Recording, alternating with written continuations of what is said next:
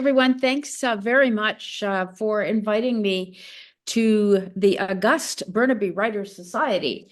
It's a real pleasure to be here. And Winona and Eric, I really enjoyed your readings. Thank you so much. And we share, I think the three of us, a lot of the same beliefs about writing mysteries, the fairness to the reader and all that sort of thing. My character, Lane Winslow, was really, first of all, I should say that I started writing this series when I was 64. And this book, which I'm going to read from, is my current book, The Cost of a Hostage. It's number 12. My very first book was called A Killer in King's Cove. And so they are a series, but people can read them as standalones. And then typically what happens, people who don't know me find out about the new book, read that, and then go back to the beginning and go through all of them to kind of catch up with what's been going on. And she was really inspired by my mother, who during the war, I found out when she was like 86, she died when she was 87, told me suddenly that she'd done a little spot of espionage when she and my father had lived in South Africa. So, you really could have knocked me over with a feather. I had no idea about that. I asked her why she, as a writer, had never written about that. Because she, I felt, was the only one who could really tell that story. And she said, oh, it was nothing. And really told me not much more about it than that. I don't know if she signed an act, a secrets act. I don't think so. I think she just was so full of adventure all her life that she just moved on from that and carried on with her life. So that's where the book's been, with that little bit of an inspiration. So Lane Winslow is English. She's been in the war. She's the SOE, the Special Operations Executive, which is the organization that put women spies into Europe. Lots of spies, but women spies as well. And she, it's all been a bit rough. So she runs off to British Columbia, finds an incredibly remote place to live. And during the course of the books, I'm sorry to tell you if you haven't read them, but she does end up getting together with the local inspector, who, of course, arrests her in the first book. So in this book, the Inspector Darling, his brother is a geologist. My dad was a geologist, has disappeared from a town in the middle of Mexico called Fresnillo, which is where, in fact, I lived as a child for a period. And so they feel they have to, Darling feels he has to go down and see what he can do to find him, because he's very worried. And Lane, of course, goes with him because she has all kinds of skills left over from her war work. And she's also a linguist. She speaks Russian, German, French. These are all languages that my mother spoke like a native. So there was quite a lot of that person and some of the things that she did in her life in my books as we go along. But she's in many, many ways a very different sort of person from what my mother was. So in this one, I don't think I'll be giving anything away to my regular readers when I tell you that she's been kidnapped, which is pretty well par for the course. So I'm going to read two little sections right dead in the middle of the book because I think they illustrate a bit of the process for me about writing this book and maybe most other books.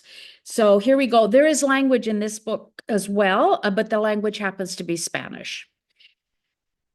Lane was struggling for breath. She tried to turn or move, but she couldn't. The darkness was complete. For a moment, she thought it was another nightmare, that she would wake, but then she became aware of the smell. Some sort of sacking covered her face, and it was full of dust, choking her with every breath. This was too real. Then the pain. The front of her body felt as if she'd been hit repeatedly with a cricket bat, and when she tried to move, a rib screamed at her. She coughed violently, causing more pain, desperate to move her hand up to her face to pull away whatever it was that was covering it, but her arms were bound against her body. Another round of coughing convulsed her. She felt someone pulling her to a seated position, and then the sack being dragged off her head. Ah, señorita, you're awake. I'm sorry about this. I thought it was necessary. Here, let me get these off. He unknotted the rope that bound her arms to her body. Blinded by the sudden light, Lane could make out nothing more than a shadowy form with a bright light behind him. Someone tall with a hat. He spoke with a slight accent and had a soft, resonant voice. She closed her eyes against the light and tried to speak, but managed only a cough. The man reached to the table for a canteen and pulled up a wooden chair to sit next to her. He unscrewed the cap and tilted the canteen to her mouth. She coughed again and then drank gratefully. I have something stronger if you like. She drank more and he nodded approvingly. I'm sure you want to ask the usual questions. No? Where am I? Who are you? Why am I here? I would like to answer these, but let us first get you out of all this. My men were a little overzealous. Then you will want to wash up. One of the women will take care of you, and then we can talk, yes? Glad to find herself alive, Lane looked at her captor through squinting eyes. He was no more than 35, with a thick black mustache. Oh, by the way, it's 1948. Sorry, all my books take place right after the war. He was no more than 35, with a thick black mustache and a scar across his lower chin. Dark eyes, matinee idol handsome. There was a worried look on his face. She thought about the one question he had missed. How had she got here? Now that feeling was beginning to return to her hands and body, she took a breath and then immediately regretted it, as it caused her to squeak in pain. Again, I am sorry, señorita. Let us make you more comfortable. The door opened and someone hovered. Ah, Graciela, ayúdale a la señorita, por favor. I approached and gently undid the rope binding Lane's ankles and pulled her feet off the cot that she'd been placed on, rubbing her ankles gently. She offered a hand to help Lane up. There, let the blood return to your feet. It is always the trouble with the tying of the legs. Oops, there, that's it. Try some steps. Órale, there you go, the man said. He had stood up and was holding an arm out at the ready. Lane sat back down with a thump, feeling suddenly nauseated. She nodded at the woman. Gracias. I am Hector Salinas de Castillo at your service, the man said, removing his hat and bowing his head in her direction. Lane Winslow, Lane managed to croak, trying to put all the irritation she was feeling into it and none of the fear. I'm going to be sick. Okay, we're going to move on a little bit further. So I wrote that section because I was interested in getting Lane into what might be the place where the kidnapped brother was, maybe. And so this was how I did it. And the party that she's traveling with has been drugged with a drug that was common in those days called Tulinol, and it makes people quite ill. And then when I was thinking about Hector Salinas de Castillo, I was very interested in who he was. And so I decided to write a little bit about him and his family. So he comes from an extremely wealthy Mexican family, and he's been at Harvard. And he's now abandoned because everything in his life falls apart. Here is the section where that really happens. Mexico City, 1939. It was a small gathering, not more than 20 women standing on the edge of the Zócalo with placards. Votes for women. A vote for Mujica is a vote for the rights of women. Lucia was disappointed with the turnout. People passed by as if these sorts of little street protests were par for the course. Few even looked up to see what this one was about.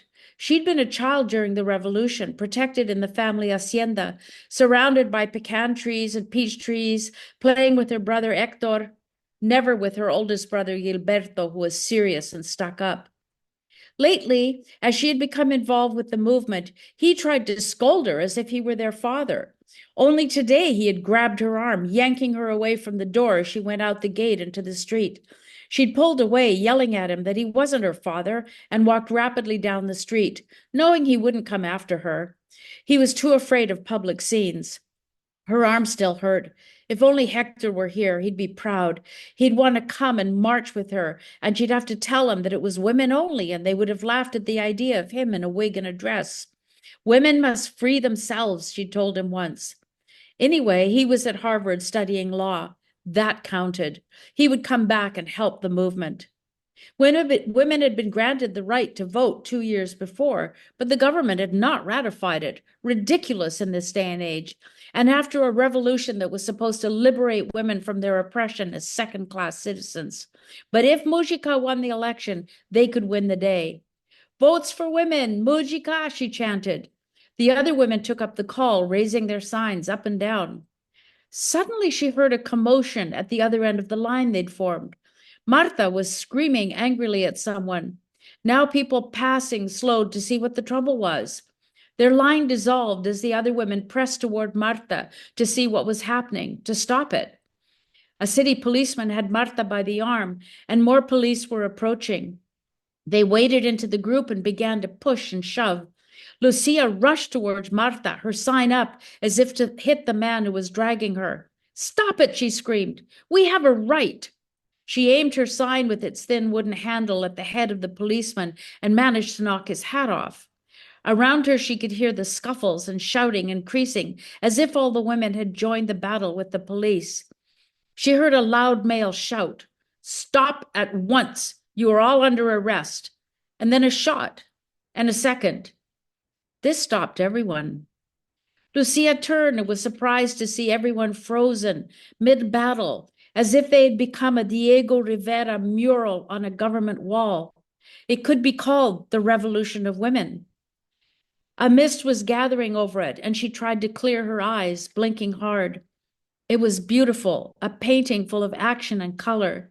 She wanted to hear what someone was saying. A woman, was it Ava, was looking at her, reaching out, but the sound was muffled, as if unseen hands were pressing into her head, covering her ears, wanting to stop her from hearing. Was that her name being called?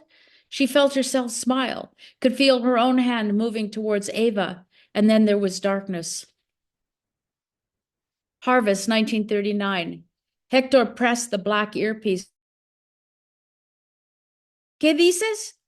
It's your sister, mi vida. And then she stopped. Are you crying? What's happened? Hector looked up and saw the dean, whose office he'd been called to, standing looking helpless, his eyes on the carpet, his hands dangling at his sides as if they'd lost the power of movement.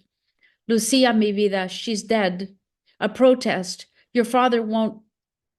You must come home at once.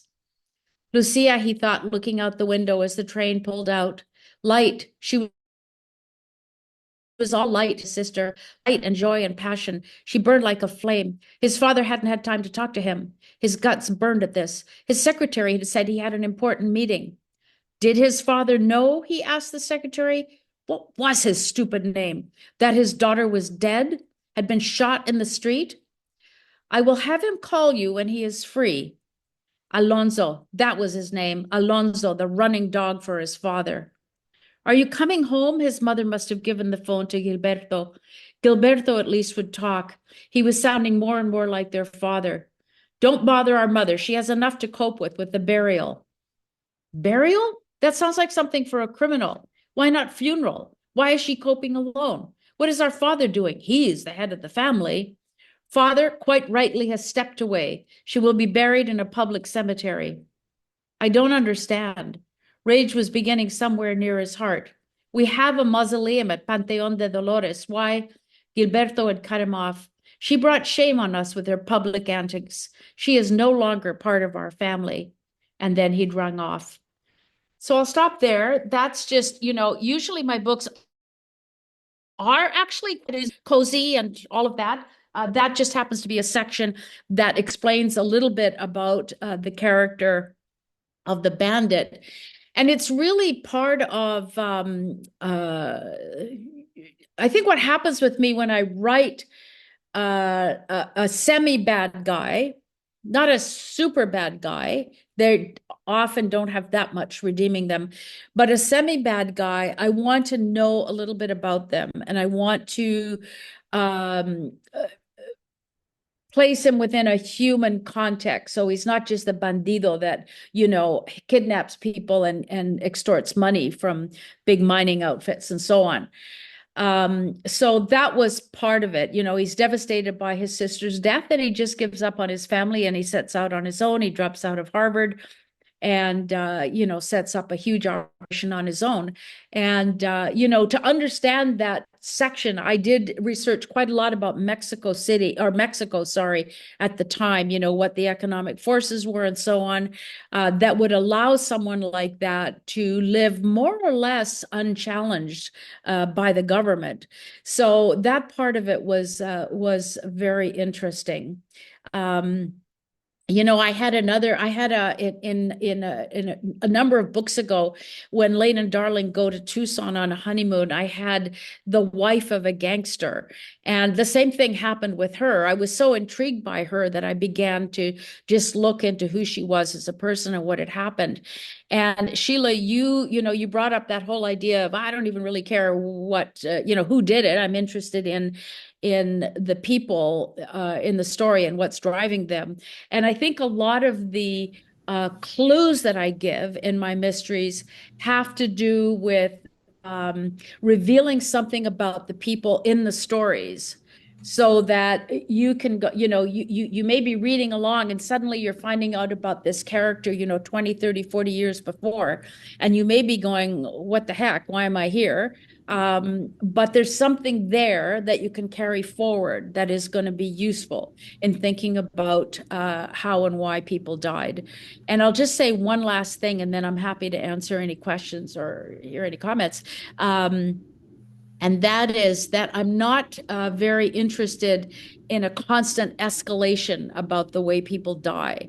I'm not a thriller writer. I'm more, they're novels, but they have some elements of cozy. I've been invited by many cozy organizations to talk to them, so people experience them that way. But they're also aware that they have, just like Eric's novels, a more nuanced kind of emotional base to them.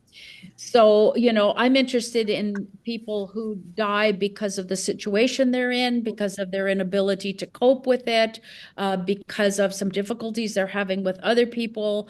These are the things that interest me, and these are the things that will be in the books and have been, for 12 books now. So I'll stop there and just take some questions.